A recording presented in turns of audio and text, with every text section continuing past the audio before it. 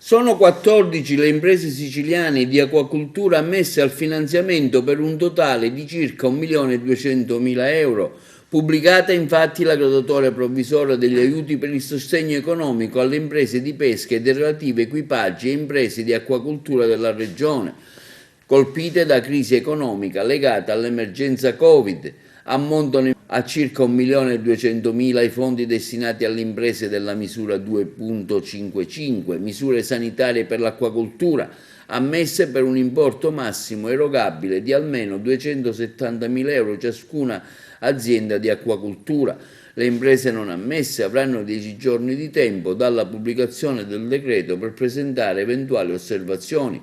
L'importo del contributo ammesso sarà definitivamente quantificato dopo le necessarie verifiche e al termine dell'esame sarà pubblicata la graduatoria definitiva delle domande ammesse al sostegno economico.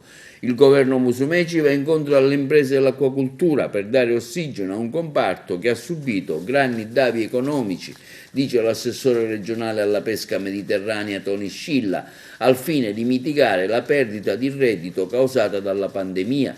Si tratta di uno dei 3 bandi riservati alle imprese ittiche e a tutta la filiera che va dalla pesca all'acquacoltura, passando per il comparto della trasformazione predisposti dall'assessorato regionale alla pesca mediterranea.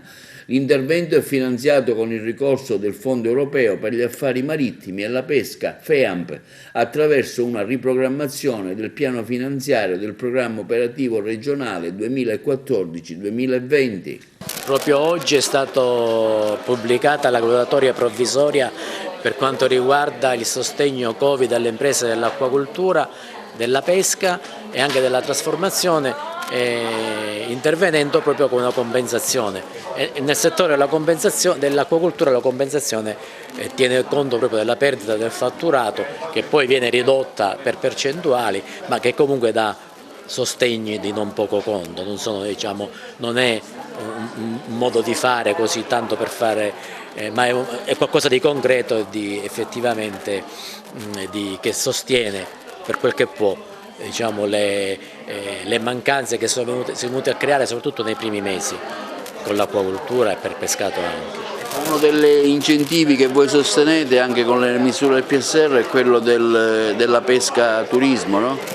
Sì, e con il FEAMP la misura 1.30 che riguarda soprattutto la possibilità di adattare le proprie imbarcazioni, ma anche eventuali fabbricati appartenenti ai borghi marinari per fare ricezione, per attirare i flussi turistici, ma soprattutto per distrarre il pescatore dall'azione di pesca, in maniera tale che dedichi meno tempo alla pesca e più tempo a quelle attività di diversificazione che consistono soprattutto nel creare servizi ai flussi turistici.